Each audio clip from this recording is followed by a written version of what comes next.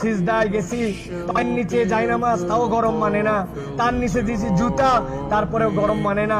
কপালে যাওয়ার পরে মনে হলো ফুসা পড়ে গেল। উঠার পরে সবাই তো তাড়াহুড়া করতেছে, আর উনি বলতেছে, আরে আমার পায়ের নিচে জায়নামাজ, আমার পায়ের নিচে জুতা, তারপরে আমার পায়ে গরম লাগে।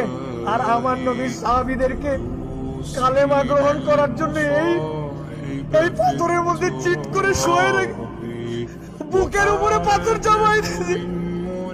আমার নবীর সাহাবীদেরকে পাগলা উটের পিঠে বেঁধে এই মক্কার অলিগলিতে টেনে ইচ্ছড়ে বেড়াইছে।